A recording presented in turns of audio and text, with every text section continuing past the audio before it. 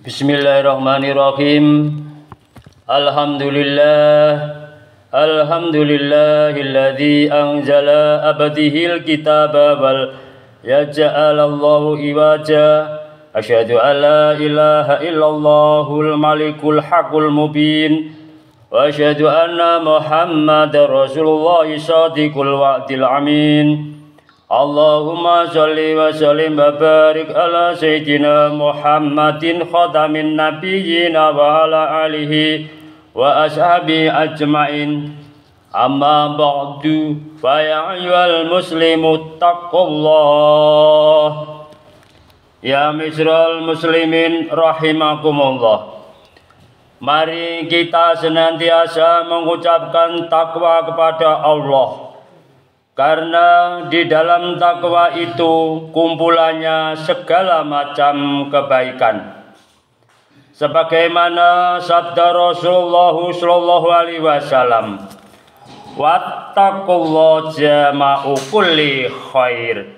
Takwa itu kumpulannya segala kebaikan. Ya ma'asyiral muslimin rahimakumullah. Pada dasarnya ibadah itu bukanlah hanya sholat, puasa, zakat, dan sedekah. Kalau hanya itu maka ibadah kita tidaklah bisa terhitung banyak. Lalu bagaimana agar ibadah kita bisa terhitung banyak? Maka terhadap semua perintah Allah haruslah dilaksanakan. Termasuk perintah Allah yang sering luput dari perhatian, yaitu membangun rumah syukur bagi mereka yang benar-benar membutuhkannya. Mana dalil yang memerintahkannya? Banyak seruan dalam Al-Quran untuk memerhatikan fakir miskin, seperti misalnya dalam surat Al-Baqarah ayat 177 menerangkan, bukanlah menghadapkan wajahmu ke arah timur dan barat itu suatu kebajikan, melainkan sesungguhnya kebajikan itu ialah beriman kepada Allah, beriman kepada hari akhir, beriman kepada malaikat-malaikat, beriman kepada kitab-kitab, beriman kepada nabi-nabi, dan memberikan harta yang dicintai kepada kerabatnya, anak-anak yatim, orang-orang miskin. Ya ma'asyiral muslimin rahimakumullah. Dalam surat Al-Baqarah ayat 273 menerangkan, berinfaklah kepada orang-orang fakir, dan seterusnya. Juga dalam surat An-Nisa ayat 36, sembahlah Allah dan janganlah kamu mempersekutukannya dengan sesuatu pun, dan berbuat baiklah kepada kedua orang tua, kerabat kerja, karib kerja, anak-anak yatim, orang-orang miskin.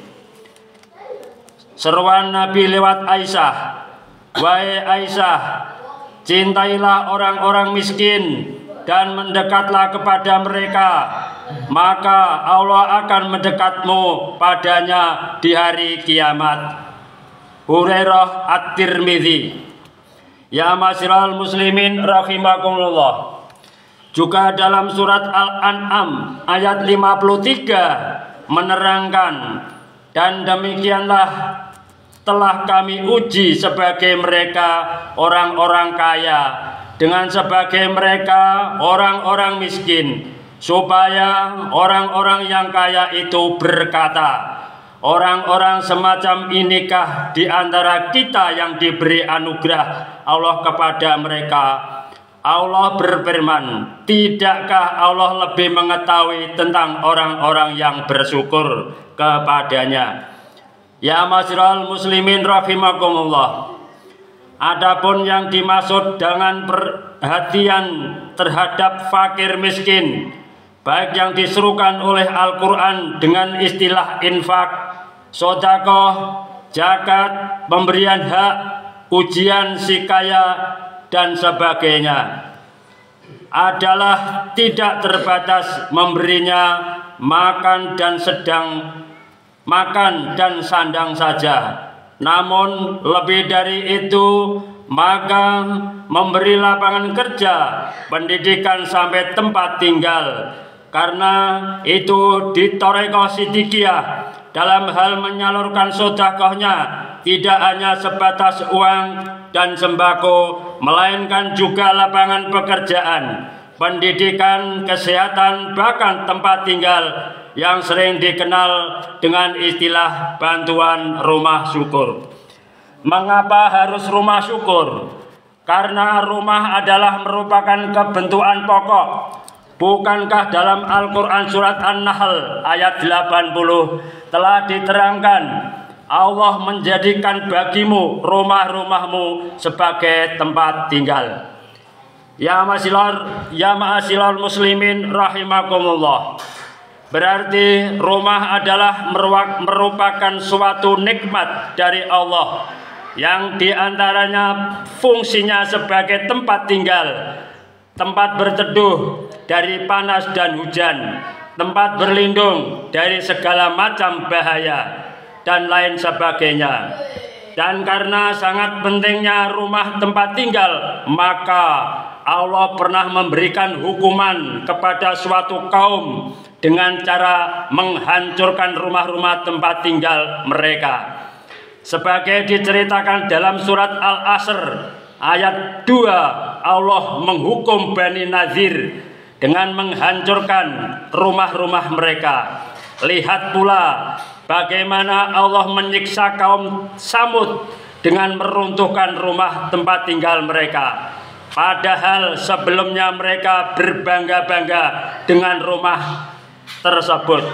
Cermati Quran surat An-Naml ayat 51 sampai 52, Quran surat Al-A'raf